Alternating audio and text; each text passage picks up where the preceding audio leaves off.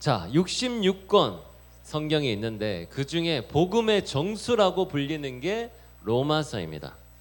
로마서가 왜 그러냐? 이 바울이 신앙생활을 하면서 이게 하나님의 뜻이 무엇인지를 핵심적으로 깨달은 것들을 많이 표현하고 있기 때문이에요. 자, 그렇다면 핵심 질문 한번 보겠습니다. 죄인인 인간이 어떻게 거룩하신 하나님 앞에서 의롭다 하심을 얻을 수 있을까요?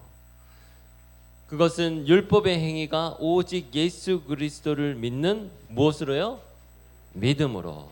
믿음으로 구원을 받는다라는 거고, 이거를 네 글자로 뭐라고 하나요? 이신칭이 믿음으로써 의롭다함을 받는다라고 했던 거예요. 루터가 자기가 이제 그 죽을 뻔한 고비를 넘기고 나서 이제 난 평생을 하나님 앞에 바치겠다라고 생각하고 수도원에 들어갔습니다. 자기가 아무리 말씀 읽고 기도하고 열심히 해도 자기한테 언뜻 떠오르는 이 나쁜 생각들, 이 정욕들, 뭐 삶의 이런 것들은 도저히 어찌할 수가 없는 거예요. 그러면서 고민에 빠졌어요. 내가 주님의 뜻과 일치가 되고 싶고 거룩하게 살고 싶은데 나는 아직 여전히 욕망덩어리고 죄를 짓는 존재구나. 이렇게 해서는 도저히 구원을 받을 수 없을 것 같은데 어떡하지? 고민을 할 때 로마서를 읽다가 완전히 깨어진 거죠. 내가 지금까지 내 행위로 구원을 받으려고 노력했구나. 오직 의인은 뭘로 구원을 받는다고요? 믿음으로 말미암아 의롭다함을 받는다. 그 의롭다함을 받는다는 게 구원을 받는다는 의미거든요. 죄인이 의인으로 바뀌는 것은 바로 믿음이다라는 것을 깨닫게 되었습니다. 그래서 1번의 답은 믿음이겠죠. 자, 한눈에 보는 큰 그림 보면 로마서는요, 바울이 3차 여행 도중에 고린도에서 석 달간 머물면서 쓴 편지입니다. 아까 황희준 목사님께서 설명해 주셨었죠. 근데 놀라운 건요, 바울이 로마 교회에 한 번도 가본 적이 없다라는 거예요. 얼굴도 모르는 성도들에게 편지를 쓰면서 바울은 자신을 뭐라고 소개를 하냐면 예수 그리스도의 뭐다? 종이다라고 표현을 하고 있어요.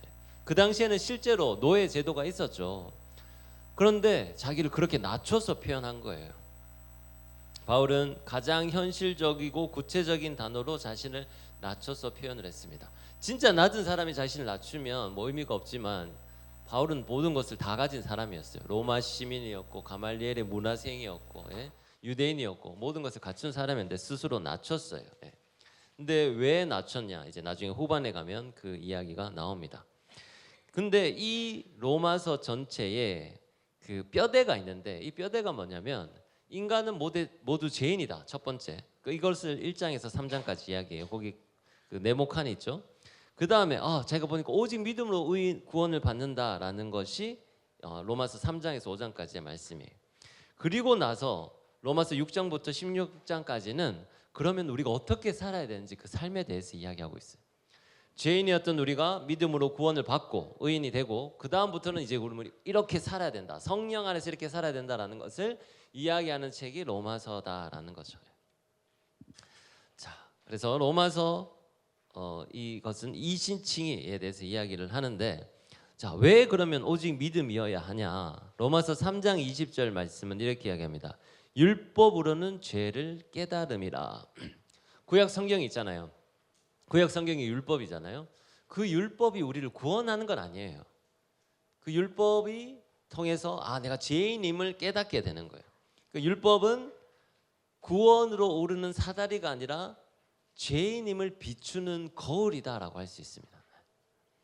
우리가 아직 죄인 되었을 때 누가?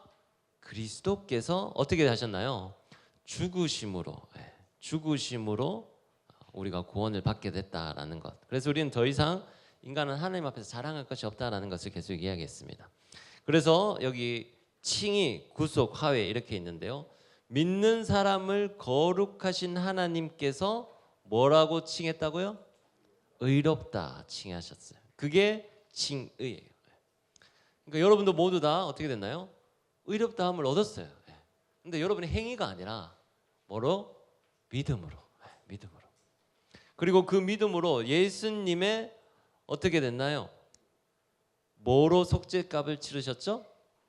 예수님이 흘리신 피로 속죄값을 치러 우리를 형벌에서 자유케 하셨어요. 그래서 우리를 구속하셨습니다. 그리고 그 피가 죄를 그냥 넘기지 않으시는 하나님의 무엇을 만족시킨다? 공의를 만족시킨다. 여러분 어떻게 다 알죠? 신기하다. 칭의, 그래서 구속, 화해. 요 세 단계가 이게 그 기독교 복음의 핵심적인 교리다라는 거예요. 그래서 로마서가 중요합니다. 그다음 이제 그래서 우리가 옛 사람은 예수님과 함께 어디에 못 박혔나요? 십자가에 못 박혔어요. 그러니까 죄의 종이었던 우리가 이제 십자가에 못 박히고 난 후에 무슨 종? 의의 종으로 바뀌게 됩니다. 그래서 6번이 십자가에 못 박히고 우리는 7번이 의의 종으로 돼서 이제 우리 몸을 의의 무기로 하나님께 올려드리는 거예요. 그리고 그 끝에는 뭐가 있다? 영생이 있다라는 거예요. 그래서 여러분 우리가 구원받았다라는 것은 이제 우리 신분이 바뀐 거예요. 그 전에는 죄의 종이었는데 이제 의의 종으로 바뀌게 됐다라고 이야기합니다. 그래서 로마서 8장 요게 이제 로마서에서 이제 클라이막스인데요.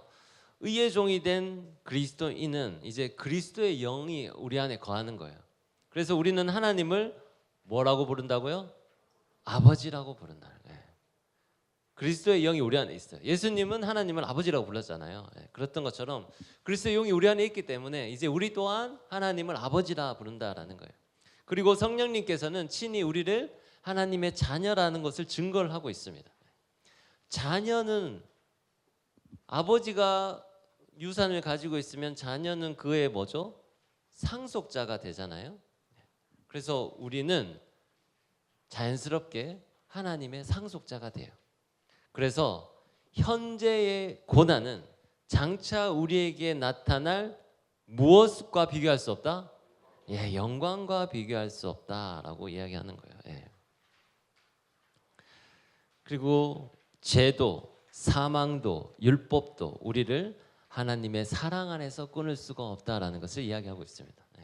여러분 이 흐름이 이해되죠? 그러니까 예수님 우리 위해 십자가 못 박혀 돌아가시고 우리는 그거를 믿고 구원받게 되고 그럼 그리스도의 영이 우리 안에 거하게 되고 그리스도의 영이 있으니까 우리를 하나님을 아버지라 부르게 되고 하나님을 아버지라 부르니까 우리가 그의 자녀가 되고 그의 자녀가 된 우리는 하나님으로부터 모든 것을 상속받을 수 있는 자가 됐어요. 근데 그 상속받을 수 있는 것 중에 가장 크고 존귀하고 영화로운 게 영생이란 말이에요. 그렇기 때문에 지금 현재의 고난도 장차 받을 영광에 비교하면 아무것도 비교할 수 없다라는 것을 이제 바울이 이 모든 걸 깨닫고 로마 교회인들에게 전달을 하고 있습니다. 자, 그렇다면 이제 의롭게 된 사람이 어떻게 사느냐, 그게 중요해요. 26페이지입니다. 의롭게 된 사람은 어떻게 살아갑니까? 너희 몸을 거룩한 뭘로 드리라? 산제물로 드리라. 이는 너희가 드릴 영적 예배니라. 우리가 예배 드릴 때 1시간 그때만 하나님께 우리 삶을 드리는 게 아니라 우리의 삶 전체를 예배자로 드리자라는 거예요. 어제 우리 그 기도 서로 조별로 기도 나눔할 때 우리 임원들 조에 제가 있었는데 어떤 한 임원이 그렇게 고백했어요. 내가 내 삶을 진정한 예배자로 드리는 거 어떻게 하면 예배자로 드릴 수 있을까? 이 예배 자리만 아니라 이 삶의 일하는 자리에서도 어떻게 예배 자리로 설 수 있을까? 그게 고민입니다. 이런 고백이 들었는데 그게 바로 이거예요. 이 바울이 고민했던 것, 바울이 알리고 싶었던 그 고민이었던 거예요. 자, 그래서 교환의 이제 비교표를 보면 구약의 제사에는 죄인이 어떻게 됐나요? 양과 비둘기, 소 이런 거를 준비해 가지고 거기서 죽이고 각을 떠 가지고 하나님 앞에 올려드렸어요.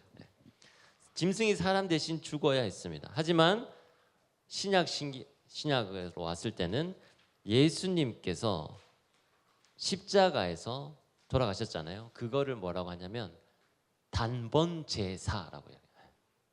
우리는 구약 시대 때는 죄를 지을 때마다 비둘기 잡고 양 잡고 이렇게 했는데 그게 아니라 이번에는 예수님이 한 번 딱 돌아가심으로 해서 온 인류의 죄를 없애버리셨다라는 거예요.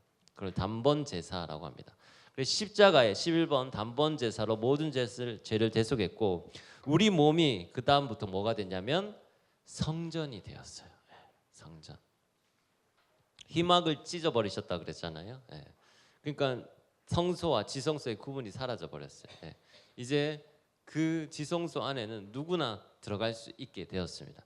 여러분도 이제 지성소 안에 들어가는 제사장이 되었던 거예요. 그러니까 우리 몸이 어떻게 되나요? 성전이 됐다라고 표현을 하고 있습니다.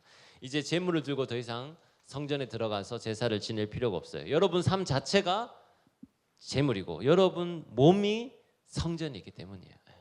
그러니까 여러분을 내 자아를 죽이고 내 삶을 주님 앞에 올려드리는, 그리고 이 몸이 우리 성전이라는 거예요.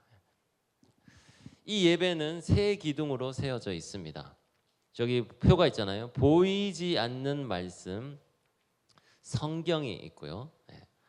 보이는 말씀이 있는데 여기서 이제 로마서 6장에 보면 처음으로 이런 개념이 나와요. 세례와 성찬. 세례와 성찬. 우리가 세례를 받는다는 것은 이제 내가 그리스도를 믿고 그리스도인으로 살겠습니다라는 고백이에요. 그 당시에는 그렇게 세례 받으면 어떻게 되나요? 유대인이 받게 되는 모든 혜택들을 더 이상 받지 못하고 유대교에서 출교를 당하게 돼요. 그거를 결단하고 믿는 거예요. 지금은 아무도 그렇게 하지 않지만 우리가 마음가짐만은 그런 마음가짐을 가지고 해야 돼요. 내가 세례 교인이 되었다라는 것은 이제 지금부터 주님을 믿고 주님을 위해 내 목숨까지 바칠 수 있다라는 마음. 그래서 그 세례를 받게 됐고, 성찬, 예수님 그 성찬에서 떡과 포도주를 나누잖아요. 그때 떡을 먹으면서 이게 그리스도가 우리를 위해 찢기신 몸이다라고 생각하고 먹고, 포도주를 마시면서 이게 주님이 흘리신 나의 피다라고 생각하고 기념을 했던 거예요. 그러니까 그 당시에는 그것을 직접 본 사람들이니까 이걸 먹고 마실 때 이 얼마나 감동적이었겠어요. 그런데 그걸 이제 우리가 2000년 동안 계속 기념하면서 우리도 지금 현실적으로 하고 있는데, 여러분들 그 성찬에 임해야 된다는 거예요. 그러니까 이게 보이는 거예요. 우리 성찬할 때는 보이잖아요. 그 떡과 그 포도주가 보이는 말씀이니까 세례와 성찬의 개념이 이제 여기서 나타나기 시작했습니다. 그리고 나서 이제 하나님의 영광을 찬송하는 그 찬송을 우리가 계속 해야 됩니다. 그리고 마지막으로 서로 몸된 교회를 세워야 되는데, 부지런히 주를 섬기고 환난 중에서도 소망을 즐거워하고 항상 기도하고 서로 돕는 공동체, 박해 중에도 모든 사람과 화목하면서 무엇을 행하는 사람? 선으로 악을 이기는 사람이 되라라고 이야기하고 있어요. 그래서 바울의 결론은 그겁니다. 모든 율법의 완성은 뭐다? 사랑이다라는 거죠. 사랑. 그리고 이제 마지막 보면 왜 이렇게 길게 로마서라는 글을 썼냐, 이 답이 나와져 있는데요. 로마 성도의 후원을 받아가서 저기 그 사람들의 땅끝이라고 생각했던 서버나에 복음을 전하기 위해서요. 서버나는 현재 스페인입니다. 스페인. 그러니까 땅끝까지 이르러 내 증인이 되리라, 이 말씀을 하셨잖아요, 예수님이. 그러니까 자기가 보니까 지도에서 땅끝이 저기 스페인인 거예요. 왼쪽 땅끝이 보니까. 그럼 저기까지 빨리 복음을 전해야 되겠다라고 생각을 하고, 근데 그러려면 후원이 필요하잖아요. 그래서 로마 교회에게서 좀 후원을 해달라고 부탁하기 위해서 이렇게 썼습니다. 그래서 간절한 헌금을 받으려고 했던 겁니다. 그래서 바울의 두 가지 기도 제목이 있는데, 첫 번째는 유대인들의 암살 위협에서 건짐을 받는 거고, 두 번째는 예루살렘의 어려운 성도들에게 전달할 헌금을 성도들이 부담 없이 받을 만하게 받는 것. 그러니까 주는 쪽이 받는 사람을 지금 배려하고 있는 거예요. 이들이 부담 없이 받을 수 있도록 하자 했습니다. 그리고 마지막에 보면 바울은 여러 사람에게 그 안부를 전해요. 바울은 혼자 일하지 않았습니다. 그들을 우리 같이 일하는 사람 뭐라 그러죠? 동역자. 동역자에게 안부를 전합니다. 마지막 핵심 정령 보겠습니다. 로마서는 오직 믿음으로 의롭게 된 우리가 삶 전체를 산제물로 드리고 사랑으로 율법을 완성하며 어디까지? 땅끝까지 복음을 전하도록 부릅니다 라는 것이 이게 바로 로마서입니다.